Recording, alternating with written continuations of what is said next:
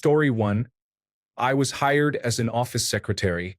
When I arrived for training, I discovered it was a sales job selling vacuums.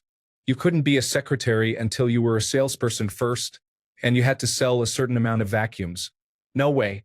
Story 2. I walked into an office job and discovered my desk was literally a cardboard box turned sideways in a dimly lit closet. The manager said it was temporary but couldn't tell me when I would get a real workspace. I grabbed my purse and walked right out. Story 3. I completed a trial shift at a nightclub that did not properly clean the draft taps or beer mats. They only rinsed them under hot water. Story 4. It was a temporary job arranged by a recruiter who was just trying to meet a quota. I had informed them that I had just had a hysterectomy 2 months ago and couldn't lift anything. She said, "No problem. This is just a temporary office job, administrative secretarial work." When I showed up on my first day, the job turned out to be moving boxes of documents from one office to another. I walked straight out and called the recruiter to express my dissatisfaction. Story 5. Tim Hortons 25 years ago. 1 hour into my first shift, they charged me for a company uniform that had the pockets sewn shut, apparently to prevent staff from stealing cash. Then they brought the old donuts into a back room to be thrown away, and I ate one before they were discarded. The manager snapped at me and said, "If they are good enough to eat, they are good enough to pay for." She seriously wanted me to pay for it. I explained that they were about to be thrown away, and she told me it didn't matter. I quit on the spot and told her that I couldn't work for a company that would rather throw good food in the trash than feed their staff. Story 6. Filter Queen vacuum cleaners. They said I would be doing demonstrations of the vacuum cleaner and that they were hiring others to make the appointments. I showed up, and they handed me a phone book to start cold calling my own appointments.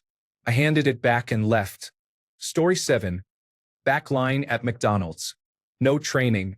No videos. I was the only one on the back line. No one spoke to me. I just left. Story 8. In the summer of 1973, I got a job carrying shingles to the roof for the skilled workers. I lasted until lunch. I should mention that I was 16 years old, 5 feet 3 inches tall, and about 100 pounds. The boss stopped by my house and gave me a check for half a day's work. He was a great guy and taught me an extremely helpful life lesson. Story 9. I got a job as a teenager at Wingstop, and the manager wanted me to be trained at the cash register on a busy day during work hours. Their point-of-sale menu is quite complicated. So for my first order alone, a woman yelled at me, rolled her eyes, and became upset with how slowly I was navigating the menu. As a result, the other new hire and I never returned. Story 10. In the 1990s, I got a job at a local tech repair shop, primarily catering to the Commodore 64 and Amiga communities. The owner rarely showed up and directed me to a long shelf filled with broken joysticks that needed new switches before departing. He promised to bring the contract by the end of the day. About an hour later, the previous technician returned to collect his equipment, including the soldering station. I left with him. Story 11. I worked at a distribution warehouse. I scanned the boxes on the conveyor belt and placed them in the appropriate bin for delivery. After 1 hour, my scanner stopped working, and there were no extras available. I asked my supervisor what I could do in the meantime, but they told me to sit tight while it was being fixed. For hours and a lunch break later, I finally returned to work. Not 10 minutes went by before the same supervisor pulled me aside to inform me that my productivity was lower than expected and that if it continued, I would be fired. I reminded them that my scanner had been broken for most of the shift, but they dismissed my concern and reiterated the expectations. I went back to scanning, completed maybe 2 boxes, and decided to leave my badge on the supervisor's desk as I walked out. Story 12. I tried working at Taco Bell once. I knew it would be chaotic, but I wasn't prepared. The manager was friendly at first, but they wanted me to go right into the line for assembling food. The screens and program they used looked outdated, making it complicated to figure out the orders. Everything was abbreviated to fit many orders on the screen, and I didn't know what the abbreviations meant. The manager watched me for a moment and told me what was on the first few orders, then left me there. I had no idea what to make. Desperately, I started making soft tacos for every order, which was incorrect. Then I found out he was in the back smoking marijuana with the dishwasher. As I was tracking him down, the other guy in the assembly area was yelling that he was left there alone. Newsflash: I was useless. He was alone the whole time. I ended up leaving 30 minutes after I started. What a disaster. Story 13. I think people generally stay too long in jobs they don't like because society tells them that quitting shortly after starting is a sign of weakness. But let's be honest, your gut feeling tells you right away if a job is a good fit or not. Personally, when I talk to my boss or colleagues during the interview or on the first day at work, I can tell immediately if we are characteristically compatible. Story 14. I boiled eggs for about an hour and realized it wasn't worth it. The pay wasn't good enough to endure the smell and the monotony. Story 15. I was hired by a family-owned copier company, and the 3 family members assigned me different tasks simultaneously, then criticized me for not completing them all at once. Enough. Story 16. It was a company providing travel services, such as sightseeing buses. Their office was partially underground with no windows, and angry customers were asking for refunds at the front desk. It was quite chaotic.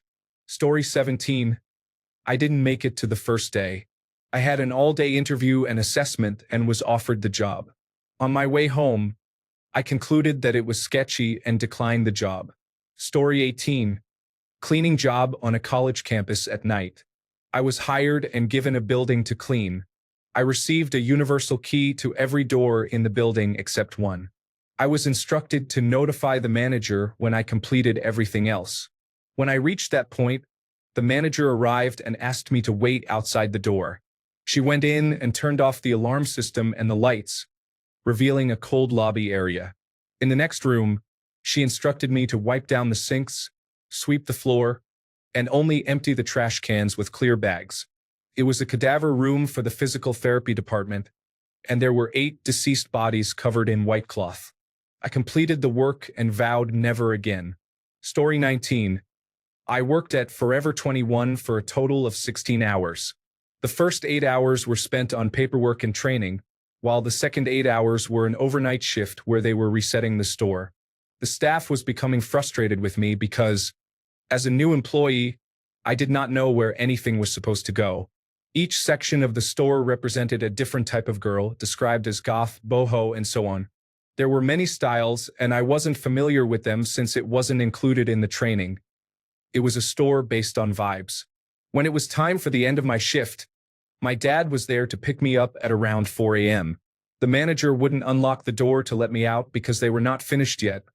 But my dad was waiting outside, and we lived 30 minutes away. I did not have my own car at the time. She refused to unlock the door and told me to get back to work, insisting that my dad would have to wait. This was not what I was scheduled for or what I agreed to, so I quit. Now I'm glad the company is struggling. Story 20. Not me, but my father. He was going to work for a large metal casting company. However, on his first day, they warned everyone not to throw anything into the vat of molten metal. They then showed a video of a production plant exploding because someone tossed a can of soda into the vat of molten metal. After the video was over, my dad stood up and walked out. Story 21. They employed multiple violent sex offenders in executive roles and misled me, their new human resources person, about it. They did not wait to see how else they had defrauded me. Story 22. I went to work at a hotel where the owners had an apartment adjacent to the office. On my first day, they wanted me to cook dinner for them and clean the apartment, even though I was hired as a front desk clerk. Story 23.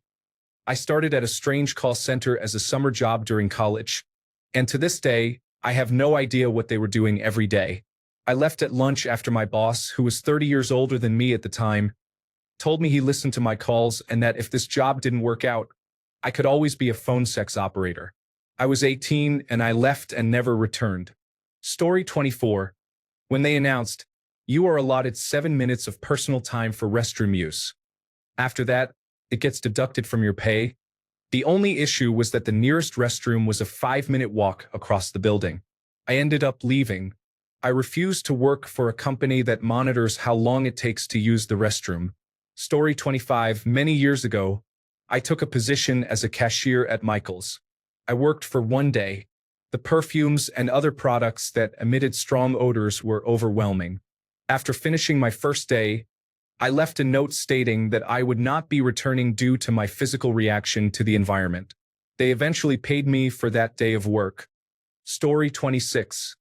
I knew it was understaffed. They were hiring desperately. However, I was told there were other staff members. When I arrived, I found I was the only worker in a job that could never close, and they expected me to work long days, 7 days a week, until they hired more staff. I left at lunch. Story 27. All the red flags. No training is promised, a poor supervisor, and other employees were angry and frustrated. Story 28. When I was a teenager, we moved to a new house, and my parents wanted me to get a job closer to it so I could bring my younger siblings home after school. I got a job with a significant pay cut at a fast food restaurant. It lasted 3 hours, and I walked out and called the hospital, where my mother was a well-respected doctor. They gave me my job back, as getting hired was easy due to her position.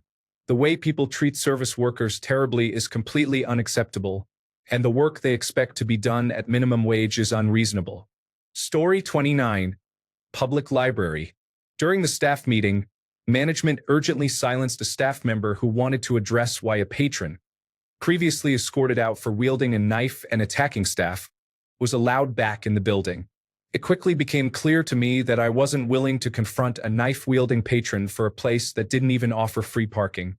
Story 30. It was an assistant position at an ophthalmologist's office.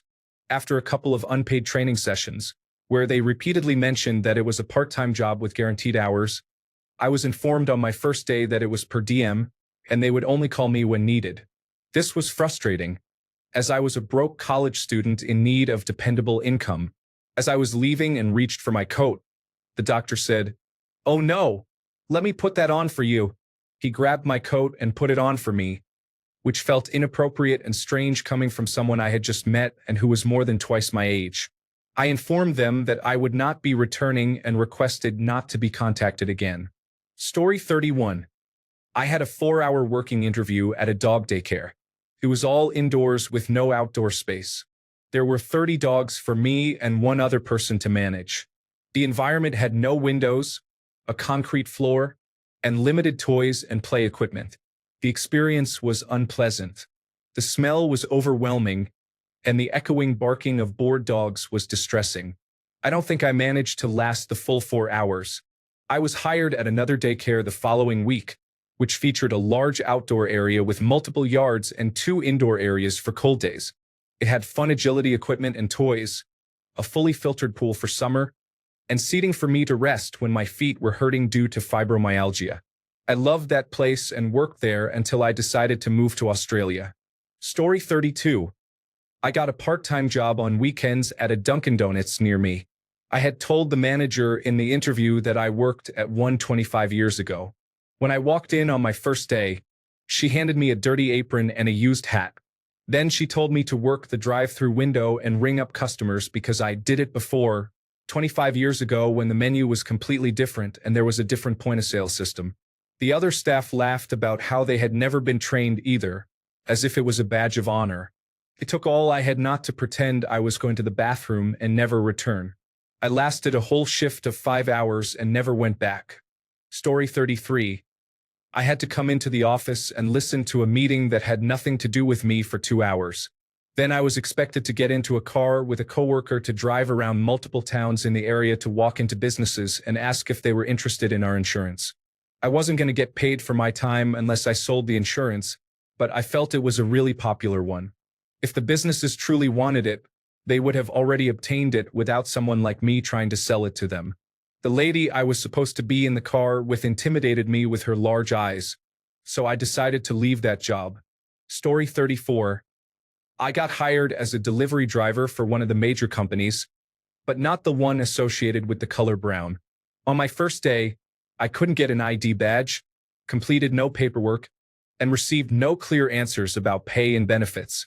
I was immediately put on a truck, though I wasn't driving yet. The person training me was very nice, but I received a long list of things to watch out for and issues the company was facing throughout the day. I was gone for almost 14 hours, didn't get a lunch break, used the restroom once, and when I left, I still had no credentials to get into the facility the next day, so I didn't bother trying. Story 35. As a young man, I accepted a job at a large supermarket. My job was in the butcher department on the night shift. I started, and everything was normal. I was trimming, slicing, and packaging pork chops. It was fairly simple and straightforward. After spending about 8 hours doing this, I had 3 large garbage bins full of fat. The other employees dragged the bins to the corners of the room and proceeded to have a fat fight, throwing the fat at each other and laughing. For cleanup, they simply swept up what they could see and did nothing else. Not only did I not return for a second shift, but I have never bought meat from any of those supermarkets again. Story 36. The well blew out, creating a crater and shattering the casing. It was also on fire. Sorry, but I cannot help. You will need to drill a relief well yourself. Story 37. I asked where the restroom was, and when it was shown to me, the women's restroom was being used as a filing cabinet. Men were walking in there trying to access the one stall in the bathroom. I was also told that I needed to be a good girl so the customers would buy things from me. I left. This was a small retail business. Story 38. The environment I would work in had everyone looking angry and being rude to each other. When I said hello, most of them didn't even look at me. I wouldn't be able to work in such a job for long. Story 39. I used to clean apartments, and a lady hired me for a weekly 3-hour cleaning. On the phone, she asked if I had a problem with cats. I said I didn't, and she mentioned she had a few cats. When I arrived, she had 27 cats in a 2-room, 4th-floor walk-up apartment. There were stacked kitty litter trays and cat beds in every room and on every surface, even in the kitchen, on top of the fridge and on the counters. Many of the cats were sick, and there was cat vomit and waste everywhere. This was about 20 years ago, and I can still smell it. Story 40. It was my second job, I think. I washed dishes at a small-town diner in a very religious community on a Sunday. I was exhausted and had steam burns, and I could not stand being in a hot kitchen like that for 8 hours. Looking back, it was actually an okay job, but I think the intensity of the first shift and my desire never to do it again led me to quit. I would probably have been fine if I had returned the next day and tried it again. Story 41. It is not my first day, but I quit working for Cafe Nero after around 2 weeks into my probation. I threw up mid-shift, and my boss was annoyed because they couldn't finish on time anymore and asked me to go back on the floor. At that point, after they had witnessed me throw up, I thought I should not be treated like that again and walked out immediately. Story 42.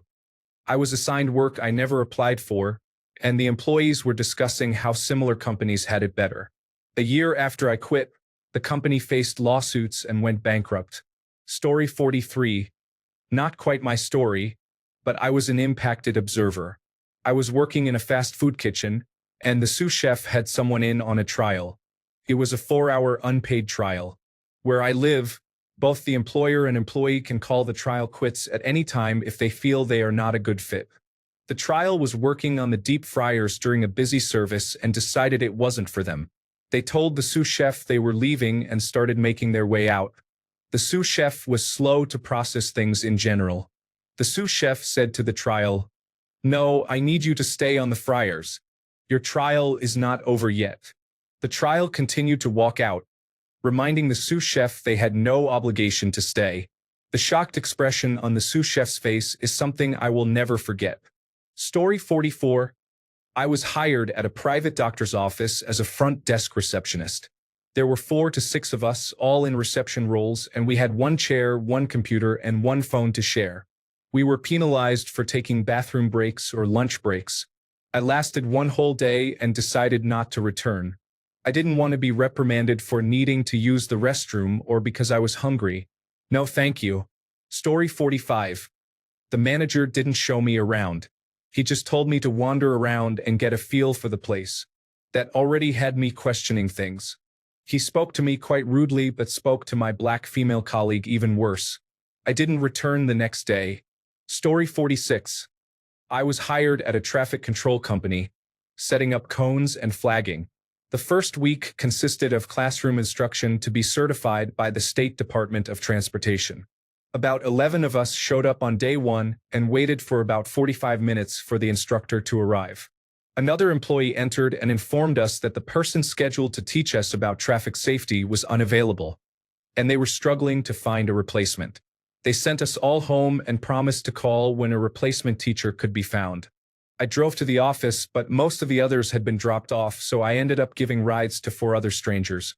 Thankfully, one of them had brought a blunt, so we ended up getting high during our impromptu carpool home. I don't think any of us ever bothered to return after that. Story 47.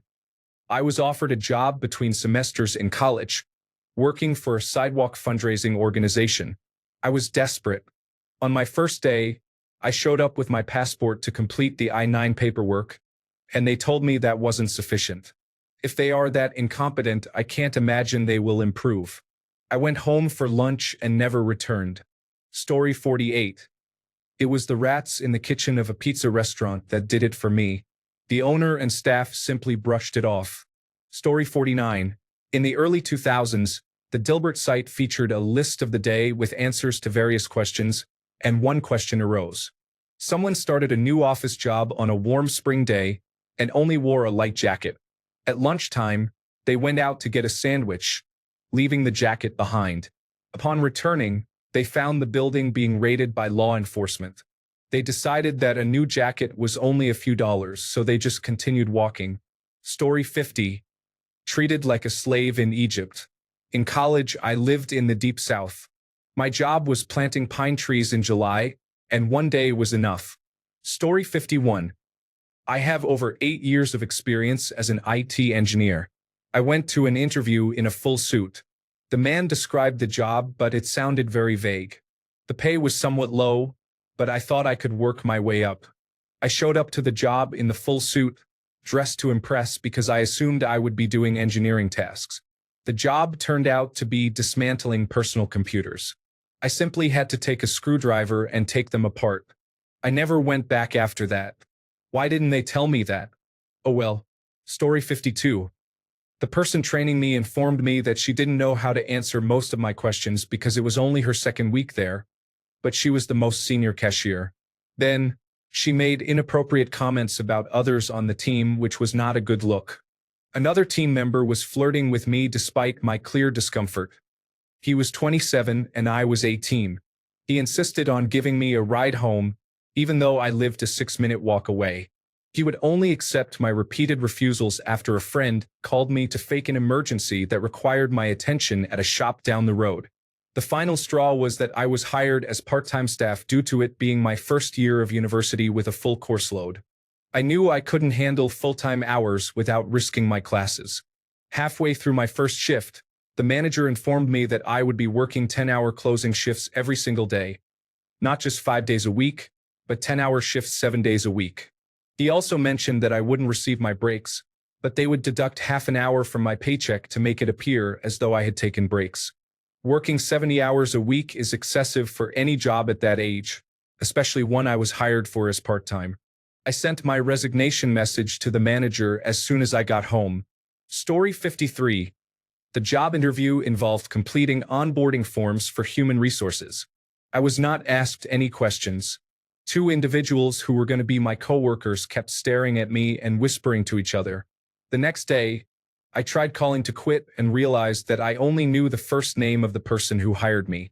They had one of those phone systems that required the full name of the person before I could be connected to them. There was no option to speak to a real person. Story 54. They were going to make me wash something, or I didn't like the smell and touch of coins, or I was too anxious and didn't like the uniform. Story 55. I was assigned to a position and would be reporting to the woman who was promoted from that role, only to discover on my first day that she hadn't been doing anything for the last decade. She was essentially hiring someone to bring everything up to date to make herself look good, while continuing to receive credit for doing nothing. I left for lunch and never returned. Story 56. I was training to be a server, and there was too much drama. 2 people were returning to work after a major conflict, and the staff did not like them. The boss instructed me to carry $75 of my own cash to make change. I refused. We were next to a highway, and there was nowhere to escape if I got robbed. So I decided to leave. Story 57. 2 weeks ago, I quit when my boss said that I needed to take my job seriously. There was never a moment when I was not taking it seriously. Story 58. A company trained you in their patented method and made you sign a contract stating that you would not work for anyone else for several years, despite having no obligation to provide you with work. Story 59. Worked at a plumbing company for one day and talked with the other plumbers. Several of them were waiting on checks from nearly a month prior. Story 60. I had a trial job during my period of unemployment. I received continuous government support but had to drive 90 kilometers a day without any fuel compensation for at least 3 months. I simply could not afford that, so I quit immediately. Story 61. For starters, they misrepresented the start date for my position at one job and asked me to train for a different position. It was quite frustrating. I went to the restroom, found an opportunity to leave, and did so. At another job, the description did not match my title, so I stayed for the day and made my decision. The next day, I called the manager and explained that the job was not right for me. She was very understanding and agreed that it wasn't worth my time. Story 62. The owners of the business were bullies. I quit after they asked why they should ever trust me with their money again, after I refunded someone for something they were legally entitled to. There was a lot that came before that, but that was the breaking point for me. Story 63. When I started nursing school, our first semester was lab only. In the second semester, we began in-hospital clinicals. On the first day of our first clinical, I saw a fellow student in the parking lot, and we walked in together to support each other. The elevator doors opened to the geriatric floor, and we were confronted with a strong smell of stale urine and feces. It was overwhelming. The girl turned to me, her face pale, eyes wide, and said, "I don't think I can do this." She quit nursing school that day. Story 64. When human resources told me, "Why don't you just have your coworkers get your food for you?" I was 6 months pregnant with a broken right foot and had requested to work in a hybrid model for the remainder of my pregnancy. They made my team return to the office 5 days a week, conveniently 1 week after I informed them I was pregnant. By Wednesday, I was in so much pain that I physically couldn't walk around the office. I had to stop eating lunch and was restricting water because walking to the bathroom, 200 yards away, was a 10-minute endeavor. Apparently, allowing me to continue to work in a hybrid model wasn't considered equitable to the rest of the office.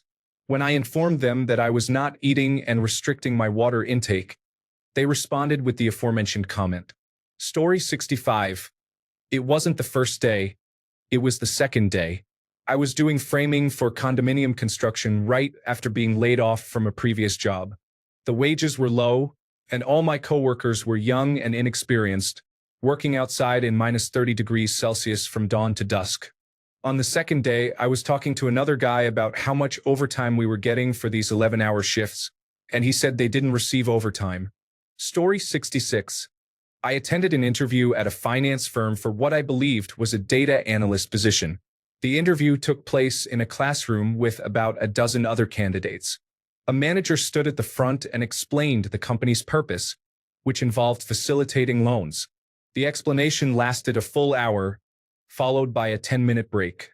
No one in the room had been interviewed yet, and none of the candidates had been asked a single question. During the break, I spoke with another candidate who revealed that she had not studied finance but rather herbal medicine. She had hoped to transition into a new industry but found the situation quite questionable. I agreed, and we both decided to leave. Story 67. Amazon warehouse. I knew if I didn't quit, I would die there. Maybe if I had been 18 when I started, it would have been different, but I was definitely not 18. It was extremely hot. The supervisor was screaming at me the entire time, and there were not enough breaks for a 12-hour shift. Never again. Story 68. I was offered a job on a television show set, managing extras. This was not a well-known project, but everyone there acted like an A-list star who was upset by the presence of anyone who could not advance their position or stardom in some way, even the parents of extras. They arrived with their personal demands. I confronted 4 people before lunch and then left during lunch, never to return. Story 69. I have never done it myself, but my wife has done it twice. The first time she arrived in the morning, but no one was there. Someone arrived an hour later. They had no desk, chair, or laptop for her. The boss who hired her had not informed anyone else about her start date. She never went back. The second time she arrived, there was no space for a desk in the office, so her boss placed a desk in the corridor. To help her feel comfortable about being in the corridor, they set up a screen around her desk. They then left her to introduce herself to everyone else in the company while they went off for lunch without her. Story 70. I walked into the kitchen door of a local pizza place where I had just been hired. I saw the cook and the owner engaging in an inappropriate act on top of the bags of flour we used for the pizza crust, right next to an open bin of dough. A few seconds after I walked in, the owner withdrew and finished in the bin of dough. They only noticed after I yelped in surprise and disgust. I quit on the spot and never returned to eat there again. Story 71. I was a kennel assistant at a veterinary office for 2 days. The job description included walking dogs, feeding them, and cleaning their kennels. On the first day, I was informed that my responsibilities also included mopping, taking out the trash, and other custodial duties, as well as administering medicine. This involved more than just hiding pills and treats. It required restraining and giving a stray dog a nebulizer. All the kennel animals were strays or aggressive. The next day, I was expected to perform all of that plus assist the veterinarian in restraining clinic animals using basic verbal techniques. A scared German shepherd went for my throat but was fortunately muzzled. I went home with puppy blood on my scrubs and cried. I called out the next day and never returned. All of this was for minimum wage. Story 72.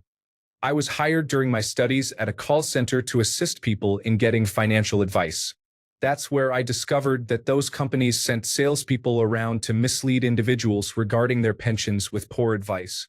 My colleagues targeted older individuals because they were the most vulnerable. The entire call manual was misleading. I spent another 30 minutes advising against seeking such advice and left during the first coffee break. Story 73. I left on day 3. It was a bait and switch. The job description and my manager indicated that the position would be one thing, but it turned out to be completely different. Although I wasn't feeling well on the day I left and was already over it, I believe that had I been feeling fine, I would have probably kept the job. Story 74. I did this last year. The place lacked proper leadership, health risks were everywhere, and basic contracts were not in place. I lasted 2 hours before leaving. Story 75. I was hired as a consultant, and in my contract, I was supposed to achieve a certain level of efficiency across most departments. The energy levels were very low. Everyone seemed negative, and the people who hired me left me alone. I felt ridiculed and unnecessary because, even at the first meeting in the hiring process, they told me I would not be able to fire anyone. I came to work at 9 o'clock and had lunch at home. That is how quickly I left this job. Of course, the company had to shut down after another 2 years of losses and negative public relations. Story 76. On my first day on the job, I was told, not asked, to clock out and stay late on a project with cash overtime. I simply said, no, and left. Story 77. I worked at a sneaker store and was assisting a customer when she said, I heard they treat their workers poorly here. I responded that it was my first day. She gave a concerned look and walked away. I quit the next day. Story 78.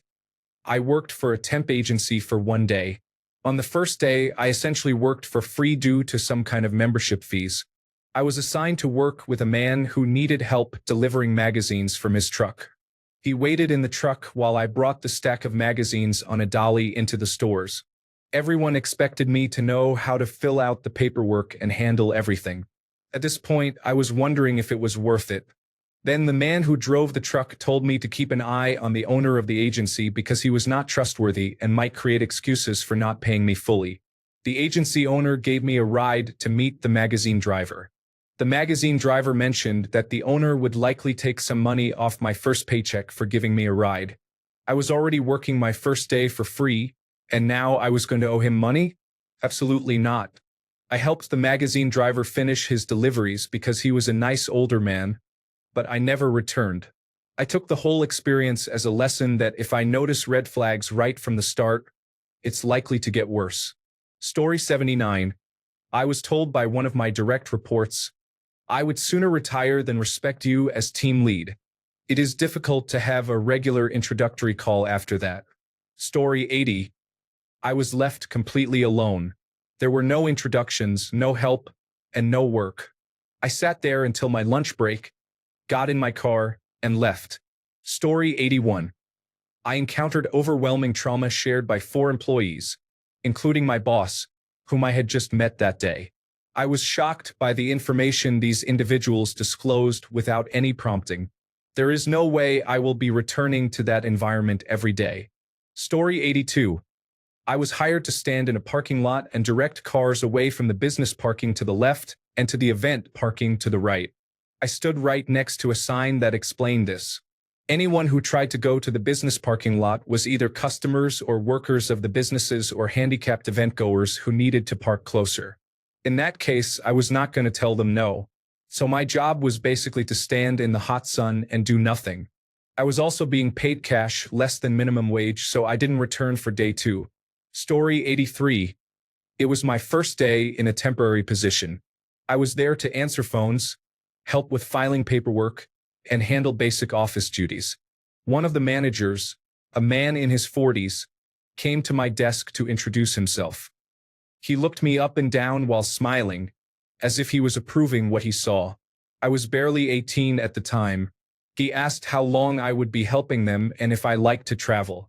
He proceeded to tell me that his favorite place to visit was any Asian country because he believed the women were so small you could just spin them around and they wouldn't say a word.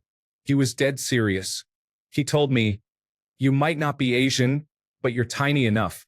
We could have a lot of fun together." Story 84. I was selling cars for a while and started a new job at a place that was under construction. On the first day, I shadowed someone, which is fairly normal to get a feel for how they want things done. At about 6 p.m., since we close at 7 p.m., I asked what needed to be done before closing. Normally, it involves checking cars to ensure they are locked up and making sure no customer information is left out on the desk. These are fairly common tasks. However, the manager said no. So, at 7 p.m., I went in and said, "Thanks, I'm going to head home." The manager looked stunned and asked if I had completed the closing duties. I was frustrated, but I did my tasks anyway. The next morning, I arrived and they were having a sales meeting. It involved a very specific script I needed to follow with customers. This was not my strength. I had sold cars and was good at it. After the meeting, I got a lead and asked where my desk, computer, and phone were. They said we didn't have those and to use my personal device for now. That was it for me. I grabbed my keys and left, technically quitting on the second day. Thanks a bunch for sticking around till the end of the video. Remember to subscribe, and until next time, stay awesome and goodbye.